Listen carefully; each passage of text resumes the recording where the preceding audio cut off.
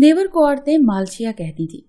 शर्म के मारे देवर से कभी कुछ न पूछती, क्योंकि वो मेरे बच्चों का खर्चा उठाता था। एक रोज देवर बुखार में तप रहा था।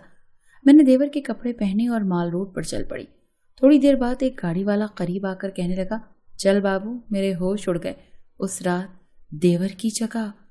मेरी शादी को 15 साल बीत चुके थे, 3 बच्चे थे। 2 साल पहले एक हादसे में शौहर का एक्सीडेंट हो गया, जिसकी वजह से वो चलने फिरने से मुकम्मल तौर पर माजूर हो गया था। मैं ज्यादा पढ़ी लिखी नहीं थी और बच्चे छोटे होने की वजह से कोई नौकरी भी नहीं कर सकती थी। पूरा दिन शौहर की खिदमत और बच्चों के कामों में गुजर जाता। जो जमा पूंजी थी सब शौहर के इलाज और तीमारदारी में लग गई। घर में फाकों की नौबत आने लगी तो मैंने अपना कुछ जेवर अलमारी से निकाला और उसे हसरत से देखने लगी। अब यही था जो मेरी इन कड़े हालात में काम आ सकता था। ये जेवर मेरी माँ की निशानी थी, जिसे मैंने बड़ा संभाल कर रखा था। ये जेवर मेरी मरहुमा माँ की आखिरी निशानी के तौर पर मेरे पास मौजूद था, मगर बेरहम वक्त ने ऐसा दिन दिखाया था कि मैं उसे बेचने पर मजबूर हो गई थी। एक माँ के लिए अपने बच्चों को खुशी देना और उनका पेट भरने के अलावा कोई चीज अहम नहीं होती। इस वक्त मैं भी सिर्फ एक जिम्मेदार माँ बनकर रह गई थी, मगर एहसास ही ना हुआ कि कब मेरे गाल भीग गए और मैं रो पड़ी। शायद आज मेरी बर्दाश्त खत्म हो गई थी। मुझे मालूम ही ना हुआ कि दरवाजे में खड़ा मेरा देवर मुझे रोता हुआ देख रहा था।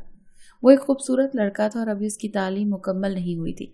माँ बाप के मरने के बाद हमारे अलावा उसका इस दुनिया में और कोई नहीं था। हम भी उसका बड़ा ख्याल रखते थे। खैर, वो मेरे करीब आया और कहने लगा, भाभी जान, मैं आज के बाद आपकी आंख में एक आंसू न देखूं। छोटा ही सही, मगर मैं भी इस घर का बेटा हूँ। भाई बीमार हैं तो कोई बात नहीं, मैं खुद जाकर काम करूंगा और पैसा कमाकर घर लाऊंगा, ताकि हमारी गुजर बसर अच्छे अंदाज में हो सके। मैंने हैरत से उसकी तरफ देखा और बोली, और तुम्हारी पढ़ाई? वो बोला, पढ़ना हर एक की किस्मत में नहीं होता भाभी जान, मैं आज ही जाकर काम तलाश करता हूँ। ये कहकर वो वहां से चला गया और मैं जेवरात को देख कर रह गई। किस्मत ने जिन्हें दोबारा मेरे नसीब में लिख दिया था। मैंने उन्हें अलमारी के अंदर रखा और दिल ही दिल में देवर के लिए दुआ करने लगी कि उसे कोई अच्छा काम मिल जाए ताकि हमारा अच्छी तरह गुजारा हो सके। मैं घर के कामों में मसरूफ थी और दिल ही दिल में देवर का इंतजार करने लगी। शाम हुई और फिर रात भी हो गई, मगर वो घर नहीं आया। मैंने उसे फोन किया, मगर उसका नंबर मुसलसल बन जा रहा था। मैं परेशान हो गई। मेरे पास उसके किसी दोस्त का नंबर भी नहीं था जिसे कॉल करके मैं देवर के बारे में पूछती। सबके सोने के बाद मैं बेचैनी से टहलने लगी और उसका इंतजार करने लगी। रात को दरवाजे पर दस्तक हुई तो मैंने बेचैनी से दरवाजा खोला। सामने देवर खड़ा था। उसे देखकर मुझे सुकून की सांस आई। मैंने उसे अंदर आने का रास्ता दिया और पानी पिलाने के बाद उससे देर से आने की वजह पूछी तो वो कहने लगा, मुझे काम मिल गया है भाभी, आप जेवर बेचने का कभी भूल कर भी न सोचना।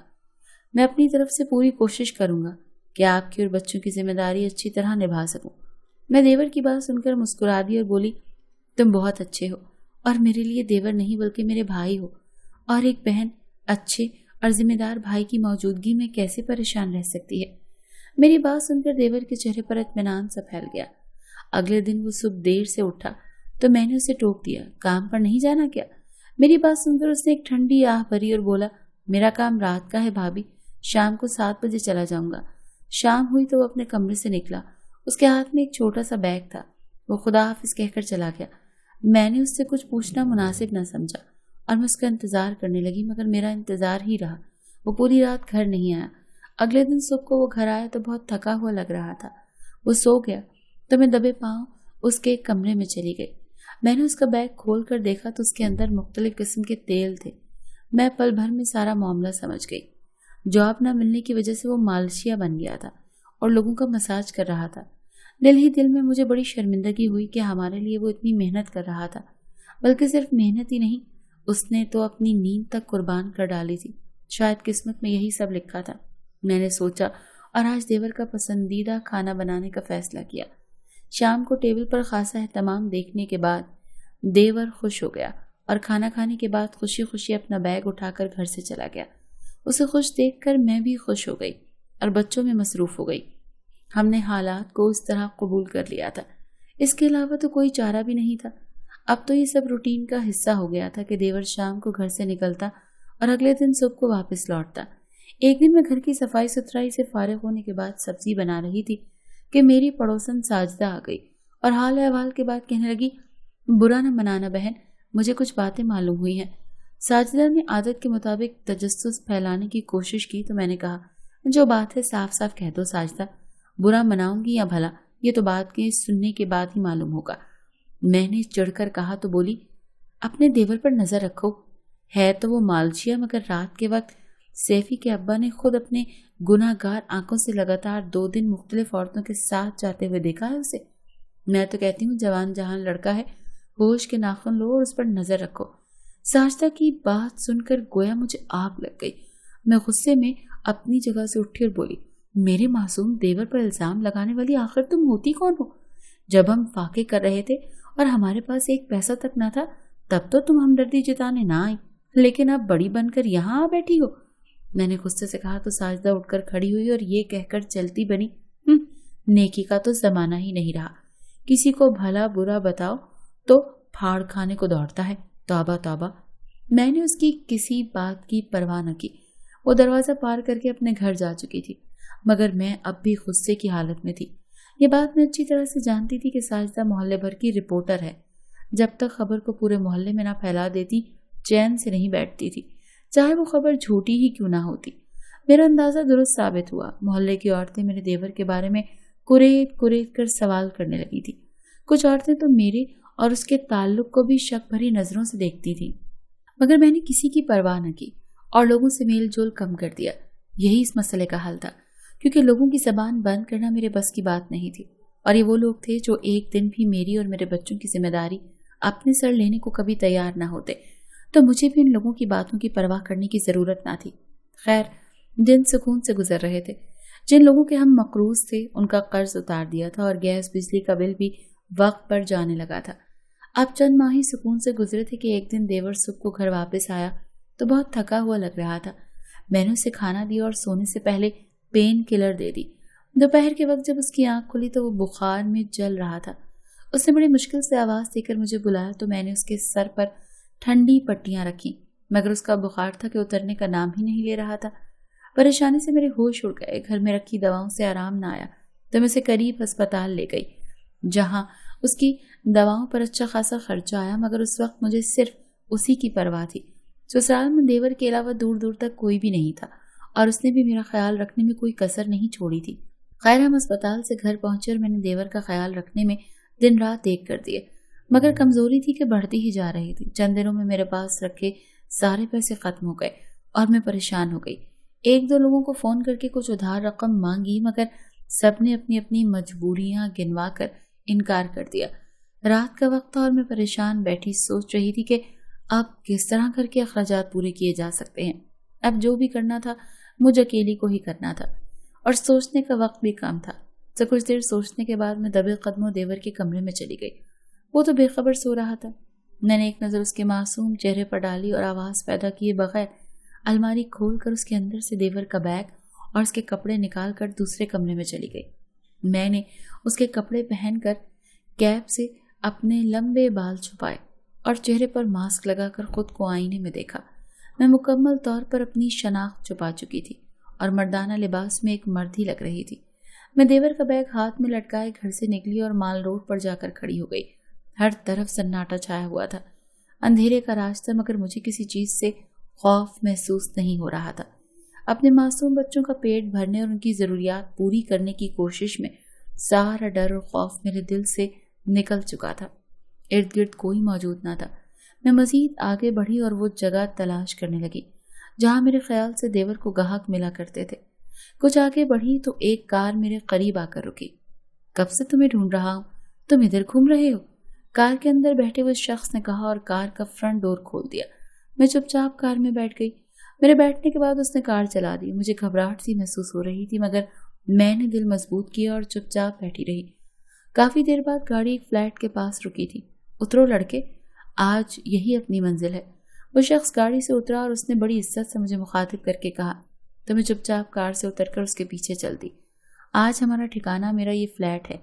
تم تو میرا یہ فلیٹ پہلی بار دیکھو گے، اصل میں آج ہی خالی ہوا ہے۔ بہت جلد کرایہ دار یہاں شفٹ ہو جائیں گے۔ وہ شخص اپنے ہی رو میں نہ جانے کیا کچھ کہتا جا رہا تھا۔ میں چپ چاپ اس کی باتیں سن رہی تھی۔ وہ مجھے لیے ایک خوبصورت سے کمرے میں چلا گیا جہاں ایک بیڈ تھا، وہ اس پر اس انداز میں لیٹ گیا جیسے صدیوں کا بیمار ہو۔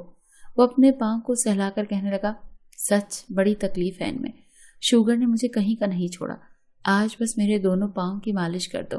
اس نے بے بسی سے کہہ کر میرے سامنے اپنے دونوں پاؤں کر دیے۔ میں اس کے پیروں کا مساج کرنے لگی۔ کچھ دیر تک وہ ادھر ادھر کی ہانکتا رہا اور پھر بولا، آج تم اتنے خاموش کیوں ہو؟ 1 گھنٹے سے میں ہی باتیں کیے جا رہا ہوں، تم بولتے کیوں نہیں؟ اور تمہارے ہاتھ اتنے نرم و ملائم اور سفید پہلے تو نہیں تھے۔ یہ کہہ کر اس نے میری کلائی پکڑی تو میری کلائی میں ایک چوڑی ٹوٹ گئی، میرے منہ سے سسکی نکلی، میرا راز لمحے بھر میں فاش ہو گیا۔ میں مجرم بنی کھڑی رہی۔ کیا تم کوئی ڈاکو ہو اور مجھے لوٹنے کے لیے یہ ڈرامہ رچایا ہے؟ سب کچھ سچ سچ بتاؤ ورنہ میں ابھی اور اسی وقت پولیس کو فون کر کے تمہیں پولیس کے حوالے کر دوں گا۔ پولیس کا نام سن کر میرے قدموں تلے سے زمین سرک گئی، میری آنکھوں سے آنسو بہنے لگے اور میں اس شخص سے کہنے لگی، مجھے معاف کر دیں سیٹھ صاحب، میں ساری بات آپ کو تفصیل سے بتاتی ہوں۔ میرا دیور ایک مالشیا ہے اور اس کی کمائی سے ہمارا گزر اوقات ہوتا ہے۔ اس کے باوجود کہ کچھ لوگ ہمیں اچھی نظر سے نہیں دیکھتے، مگر سچ تو یہ ہے کہ اس کمائی سے ہمارا گھر چلتا ہے اور میرے بچے 2 وقت پیٹ بھر کھانا کھا پاتے ہیں۔ مگر بدقسمتی سے شوہر کے ساتھ اب دیور بھی بیمار پڑ گیا ہے۔ اس مہنگائی کے دور میں میرے لیے تو سانس لینا بھی مشکل ہو گیا تھا۔ چھوٹے بچوں کا ساتھ ہے، دن میں کوئی کام نہیں کر سکتی ہوں، سو رات کو میں نے مالشے کا روپ دھار کر کام کرنے کا سوچا ہے۔ میں معذرت چاہتی ہوں کہ پہلے آپ کو اپنی حقیقت نہیں بتا سکی، خدا کے لیے اب مجھے جانے دیجیے۔ یہ کہہ کر میں نے سامنے کا بیگ اٹھایا اور وہاں سے باہر نکلنے لگی تو اس شخص نے مجھے پکارا، سنو لڑکی۔ میں نے پلٹ کر دیکھا تو اس شخص کے چہرے پر میرے لیے ہمدردی پھیلی ہوئی تھی۔ تم ایک اچھی لڑکی ہو اور میں اچھی طرح سمجھ گیا ہوں کہ تم نے یہ سب مجبوری میں کیا ہے۔ تمہارے مسائل کے بارے میں پھر کبھی بات کر لیں گے، ابھی ہمیں یہاں سے نکلنا ہوگا۔ یہ کہہ کر اس شخص نے میرا ہاتھ تھاما اور مجھے اپنے ساتھ لے کر گاڑی تک چلایا۔ میں فرنٹ سیٹ پر بیٹھی عجیب سوچوں کا شکار تھی۔ دل بری طرح گھبرا رہا تھا، مجھے پورا یقین ہو گیا تھا کہ آج ضرور کچھ نہ کچھ غلط ہونے والا ہے۔ تو کیا آج جب میں گھر واپس جاؤں گی تو اپنے پاس موجود اپنے واحد اثاثے یعنی عزت سے محروم ہو چکی ہوں گی؟ میں نے دل ہی دل میں سوچا اور خود کو کوسنے لگی۔ خود کو خطرے میں ڈالنے کی بھلا مجھے کیا ضرورت تھی؟ میں اس بات سے اتفاق کر چکی تھی کہ چاہے جتنی بھی مجبوری تھی مگر مجھے یہ قدم نہیں اٹھانا چاہیے تھا۔ میں سوچوں میں گھری بیٹھی تھی جب گاڑی ایک جھٹکے سے میرے گھر کے دروازے پر آ کر روکی تھی۔ میں نے سر اٹھا کر دیکھا تو حیران رہ گئی۔ میں تم پر کوئی حق تو نہیں رکھتا، لیکن اتنا ضرور کہوں گا کہ آئندہ رات کے اندھیرے میں اپنے گھر سے باہر یوں اکیلے قدم بھی مت نکالنا۔ کبھی کبھار رات کی سیاہی نصیب کی سیاہی بھی بن جاتی ہے۔ مجھے آغا کہتے ہیں۔ میں صبح دن کی روشنی میں تمہارے گھر آؤں گا۔ میں شرمندہ سی گاڑی سے اتری اور جلدی سے اپنے گھر کے اندر چلی گئی۔ گھر میں کسی کو بھی میری رات کو گھر سے باہر نکلنے والی بات کا علم نہیں تھا۔ میں نے بھی کسی کو کچھ نہیں بتایا۔ اگلے دن دروازے پر دستک ہوئی تو میں خوب سمجھ گئی کہ کون آیا ہے۔ کچھ دیر بعد آغا صاحب گھر کے اندر داخل ہوئے۔ ان کے ہاتھ میں کچھ بیگز تھے جس کے اندر سے پھل اور دوسری کھانے کی چیزیں صاف دکھائی دے رہی تھی۔ وہ سلام کرنے کے بعد میرے دیور کے کمرے میں چلے گئے۔ میرے قدموں تلے سے زمین سرک گئی۔ مجھے ڈر تھا کہ وہ میرے بارے میں سب کچھ دیور کو نہ بتا دیں۔ میں نے چائے بنائی اور باتیں سننے کے بہانے چائے لے کر دیور کے کمرے میں چلی گئی۔ آغا صاحب میرے دیور سے باتیں کرنے میں مصروف تھے۔ مجھے آتا دیکھ کر مسکرا کر کہنے لگے، یہ کون ہے؟ تم نے مجھے ان کے بارے میں نہیں بتایا۔ انہوں نے ایسا انداز اپنایا جیسے مجھے پہلی بار دیکھ رہے ہوں۔ میں نے سکون بھرا سانس لیا اور شکر گزار نظروں سے ان کی طرف دیکھا۔ کچھ دیر بعد وہ بہت سارا سامان اور بھاری رقم دے کر چلے گئے۔ یہی نہیں، انہوں نے میرے دیور کی صحت یابی کے بعد اس کو اپنی کمپنی میں جاب کی آفر بھی کر دی تھی۔ ہر ماہ تنخواہ سے زیادہ رقم دیتے، جس کی وجہ سے ہمارے حالات بہت بہتر ہو گئے تھے۔ ہمارے حالات کی بہتری میں میرے دیور کا اہم کردار تھا، جس نے سرد راتوں میں ہمارے لیے جاگ کر کام کیا تھا۔ آج بھی ساجدہ کے لگائے ہوئے الزام میرے دل و دماغ میں گردش کرتے ہیں تو میں سوچتی ہوں کہ جس طرح دیور نے برے وقت میں ہمیں سنبھال لیا تھا، ایسی مثال تو بہت کم ملتی ہے، اور مجبوری وہ تو انسان سے نہ جانے کیا کچھ کروا لیتی ہے۔